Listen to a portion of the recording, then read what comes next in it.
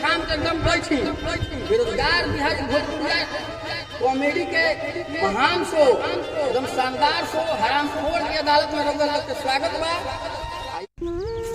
प्रेम जी हाँ सोचा थी कि फील्डवा में स्टेडियम बनवा दी चाइना के मशहूर डांसर चुवालो आ रहल बानी। स्वागत करी झाटू झरेला जी जल्दी आई। राजू भाई जिंदाबाद बाबा इधर बस स्वागत भाई बुराट जाई बड़े तक गाड़ दब के बैठिए फूल के माला पहनावे के चप्पल के माला पहनाई लाई मुखिया के तोरा से शरीर से रख लाई गाड़ दब के बैठे कहीं चल ले बहुत ए मुखिया जी खाइब की चाइब ए मुखिया जी ए मुखिया जी ए मुखिया जी मन होखे तो बोली नहीं तो। हेलो हेलो हाँ तो रउआ लोग ठाम के एकदम बैठी बेरोजगार बिहार भोजपुरिया कॉमेडी के महान शो एकदम शानदार शो हरामखोर की अदालत में रउआ लोग के स्वागत बा। ई वीडियो हरामखोर की अदालत बेरोजगार बिहारी भोजपुरिया कॉमेडी के माध्यम से प्रस्तुत कल जा रहा बा। जाहिरपुर पंचायत के हरामखोर मुखिया हप्पू हरामी जी अब कुछ ही पल में यहाँ वहीं आने वाली। प्रेम जी हाँ सोचा थी कि फील्डवा में स्टेडियम बनवा दी टूर्नामेंट छोकले में टूर्नामेंट करवा के हम जनता लोग के बीच में चले लबा चलाओ देखा लबा ठीक है ना सही है चलिए जनता भी लोग इंतजार कर रहे हैं बैठिए जी बैठिए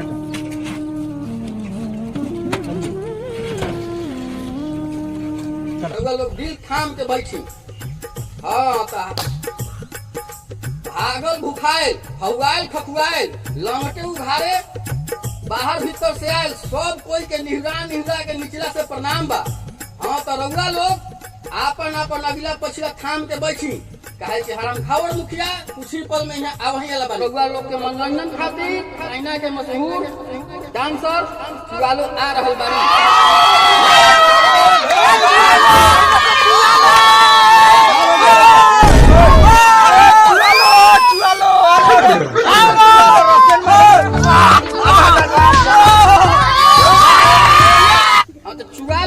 चाइनीज माल चुवालो आ रहल बाड़ी इनकर जोरदार ताली या गाली से स्वागत करी। चुवालो स्टेज पर आई।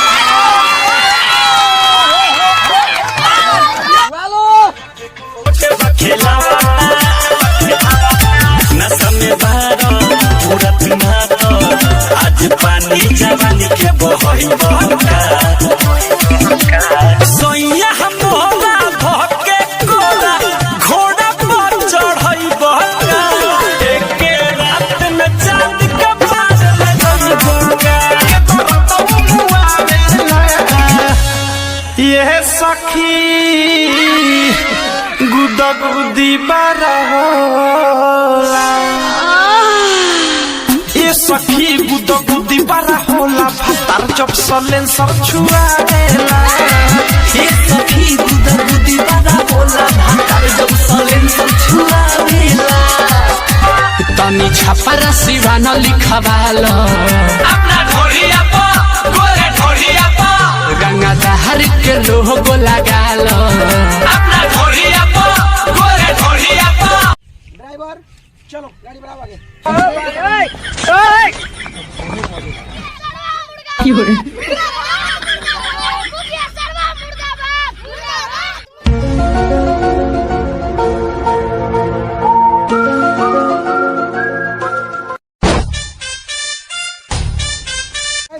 गाड़ी रोको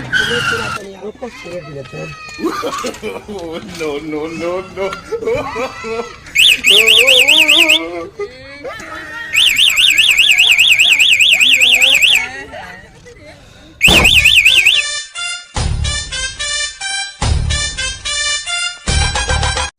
अब रउआ लोग इंतजार के समय जाहिलपुर पंचायत के मुखिया हप्पू हरामी ऐसे थोड़ा देर लगी चुवालो के विश्राम दी फिर मनोरंजन करावल जाये तब तक मुखिया जी के आवे दी स्टेज पर।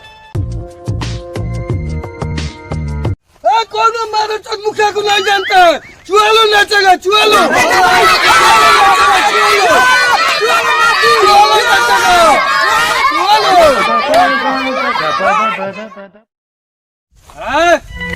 सर्वेटवा स्टेज पर नहीं, पहले चुहालो नाचे।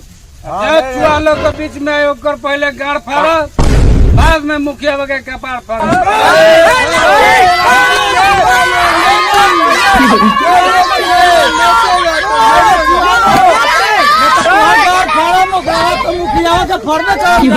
बाप रे बाप, हराम खोर सब कुछो फाड़ सकल छमन तो। ए चुआलो जी, हां यार रउआ नाची, आई सब के तनका चुआलो, तनका ई सब के मुंह में तनका चुआ दो। बेरी बेरी बाजे रे पलाइया, खेलवे बिगड़े चरपाइया। ये तो रात भर मचा मचा किया, पलंगिया ए पिया सोने नदिया, पलंगिया ए पिया सोने नदिया, पलंगिया ए पिया। क्यों बाधा के जब मैं आई सुहाग वाली रात रे, उसने चुम्मा से किया शुरुआत। पहले घूंघटा उठाया, फिर बेड पे सुलाया, पहले घूंघटा उठाया, फिर बेड पे सुलाया। और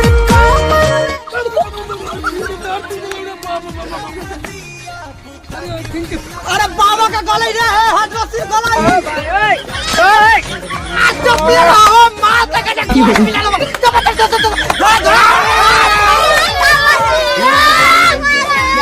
चलो परे जा, जलते ने मारू दिया बुता के पिया काट काट।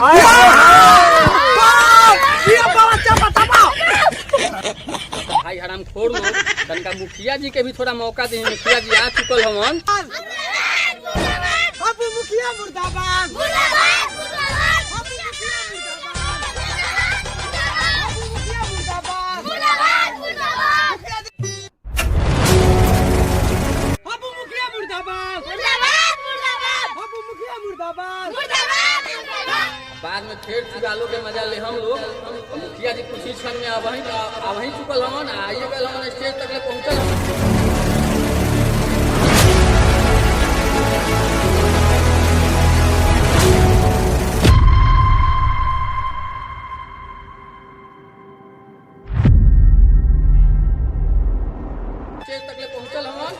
जाहिलपुर पंचायत के मुखिया हप्पू हरामी जी के जोरदार तालियां गाली।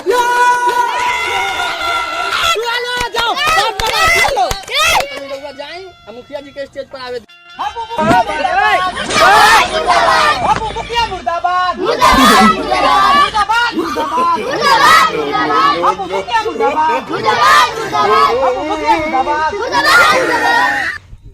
तो इंतजार के घर खत्म हो गए। जाहिलपुर पंचायत के मुखिया हप्पू हरामी जी स्टेज पर आ चुकल हवन। अब लोग दिन शाम के देखी तालियां गाली से स्वागत करी।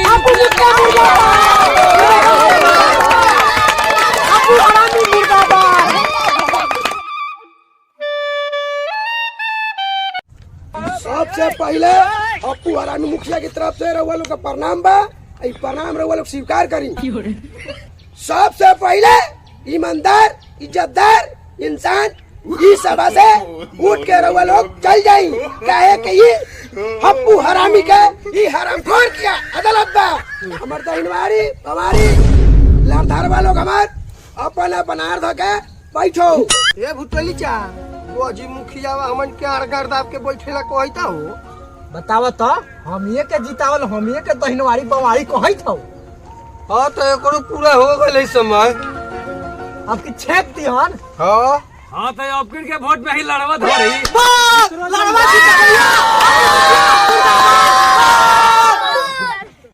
हाँ तो जाहिलपुर पंचायत के सबसे लमहर लड़धरवा जब हम स्टेज पर बुलावल चाहम या के मुखिया जी के स्वागत करी। बाहल बोका जी रउआ जल्दी आई या मुखिया जी के स्वागत करी। तालियां गाली से स्वागत करी। बाहल बोका जी, बाहल बोका भाई मुर्दाबाद।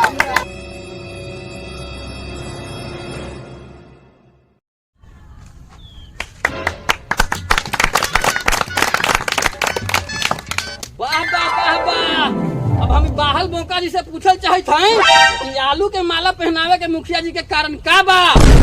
बहाल मौका जी बताएं कि मुखिया जी के आलू के माला पहननी है एकर कारण का बा। देखी रउआ लोग पूछनी है कि हम आलू के माला काहे पहननी है। मुखिया जी हम आलू के माला ये से पहननी है कि जबरे रहे बिहार में लालू काम रहे सारा चालू। जब से बैठला कुर्सी पर मुखियावा नियर लांगा सारा काम हो गल बांगा। यही से रउआ के पहननी है आलू के माला।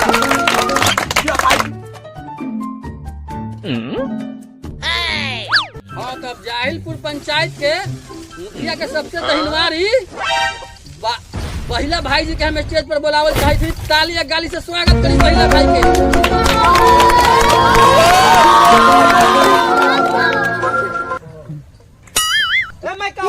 तोरा मौसी के गाँव में पूरी सब ई मत पूछिए कि हम डब्बा के माला पहननी है मुखिया जी के। तो रउए बता दी कि मुखिया जी के खाली बोतल के माला काहे पहननी हो। ऐसन के मुखिया के चलते बिहार हो गल खाली, गाँव हो गल खाली, पार्टी हो गल खाली, मैं मिलक महिला रह गई अभी ले बहिला। ठीक बा पहिला जी रउआ अब जाए नीचे बैठी जाए थे हप्पू हरामी मुखिया जी। हाँ अब दहिनवारी के बाद ये पंचायत के बमारी कार्यकर्ता से हम आग्रह करम के मुखिया जी के स्टेज पर माला पहनाई और स्वागत करी। झाटू झरेला जी जल्दी आई।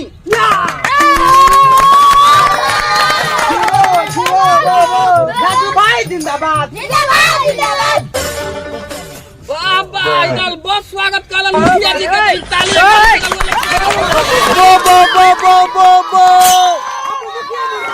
मुर्दाबाद मुर्दाबाद। जौन जैसन करी वैसन भरी। अब हमारा कैसे कोनो सवाल न करी। भाई बुराट जाई बड़े तक गाड़ दाब के बैठिए। फूल के माला पहनावे के लिए चप्पल के माला पहनाई लाई मुखिया के। तोरा से शरीर से बाहर रख लाई गाड़ दाब के बैठे तो कहीं चल ले बहुत।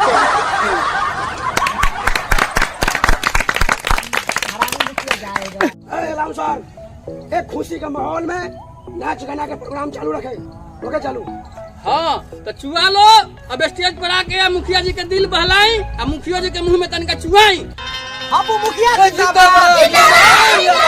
अबू हरामी जिंदाबाद। चुआ लो अगले में चुआ लो। चुआ लो वाह।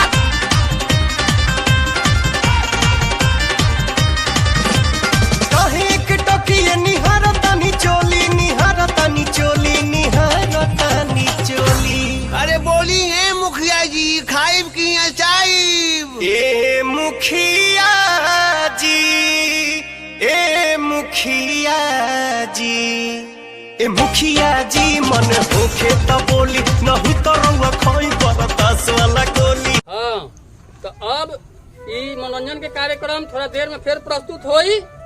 चुआलो जी रउआ थोड़ा स्टेज से अलग जाए आ जनता के सवाल पर कुछ गौर कर जाओ कि मुखिया जी पंचायत में कितना विकास कैले हमन। तो जनता के तरफ से हरामखोर जनता के तरफ से पहला सवाल कि मुखिया बने से पहले रउआ का करत रही। कहे के मतलब है कि हम मुखिया बने से पहले गांव में हाथ डलत रही हम। ए महाराज ई कैसन जवाब बा।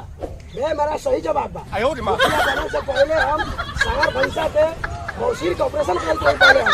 अच्छा अच्छा अच्छा ये बात पर ताली बजा दी लोग।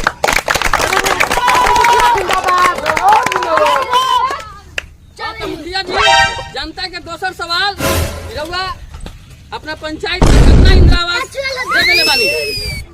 हमारा मुखिया में जितना हमारा लड़धारावा था सब लड़धारावा लड़चटवा सबके इंदिरा आवास दे देनी। जितना 2 तला 3 तला बिल्डिंग वाला बा सबके इंदिरा आवास दे देनी। जितना सरकारी सर्विस वाला बा सबके बिजली बिल चालू करवा देनी हम। और झोपड़ी पलानी वाला जाओ पाउंड को। हाँ तो मुखिया जी रउआ अपना पंचायत में कितना मुस्मान लोग के विधवा पेंशन लागू करवा दी नहीं तनी जनता के सवाल बात बोली। जितना विधवा रहे सबके छोड़ देनी। शादीशुदा के मांग धोवा के सबके वृद्धा पेंशन चालू करवा देनी हम। वाह मुखिया जी बाहर रउआ तो बहुत तरक्की करवानी पंचायत के। तो मुखिया जी अब रउआ ये बताई जनता के सवाल बा कि कितना विकलांग लोग के रउआ विकलांग पेंशन लागू करवा देले हैं। विकलांग वो तो खुदे विकलांग बा, वो तो धरती के बोझ बा। ओकरा के का करी हम? ओकरा के तो छोड़ दे। वाह मुखिया जी वाह, रउआ तो बहुत विकास पंचायत में करने हैं। अब अगला सवाल मुखिया जी, रउआ कितना पैखाना खा गए हैं? पैसा आ रही, पैसा के बात नहीं। कितना खा गए नहीं पैसा? वे तो 1000 को नंबर में खाई ले। ठीक बा मुखिया जी। मुखिया जी अगला सवाल, नल जल में तो नल बा जले नहीं थे। अरे तो जल बा ना, पूरा बार हवाई तो जल कहाँ जाए? सब नले में नहीं बात में। नल जल के बात कैले बा लोग। हर 15 दिन पर कुकुर मुतई बा कि ना नल? अरे मुखियावा को जब अपन पंचायत के प्रतिनिधि करे छो, मार मार मार मार।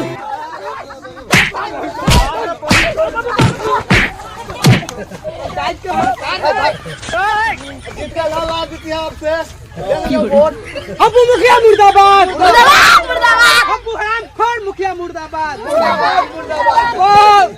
बाप रे बाप रे, हरामखोर मुखिया के चलते साला हमरो दो चार थप्पड़ लाग गल। ई पंचायत में विकास करे रही तो एकर इहे दशा होती है। हैं? अच्छा आप लोगन दिन खान के बैठी आ चुआलो के प्रोग्राम के आनंद ली। आई चुआलो अतनिया के जनता से चुआलो। केतनो माना कोई मेरे ओकरा के समझइनी रे। चेवरा में ले ले बदेवरा, चेवरा में ले ले बदेवरा, चेवरा में कहल हमारे बतिया मान बड़ी मजा मिली घेवरा में। चेवरा में ले ले बदेवरा, चेवरा में। आगे जागल हो जोश होश खोवे लगबोगे आज, सोवे नहीं दे माता हम रोवे लगबोगे आज, डोवे नहीं दे माता हम रोवे लगबोगे। लोरवे से अखिया के धोवे लगबोगे, लोरवे से अखिया के धोवे लगबोगे आज, डोवे नहीं दे माता हम रोवे लगबोगे आज, डोवे नहीं दे माता हम रोवे। हाँ तो बेरोजगार बिहारी भोजपुरिया टीम के माध्यम से ये वीडियो प्रस्तुत कल गए है। एकरा के कोई भाई बंधु अपना दिल पर मत लीही। हमारे चैनल बेरोजगार बिहारी भोजपुरिया टीम के सपोर्ट करी, लाइक करी, सब्सक्राइब करी और चैनल के आगे बढ़ाई। जय हिंद, जय भारत, प्रणाम, सत श्री अकाल। और ज्यादा से ज्यादा वीडियो को शेयर करिए। यदि वीडियो अच्छा लगे तो लाइक कमेंट शेयर जरूर करिए। धन्यवाद।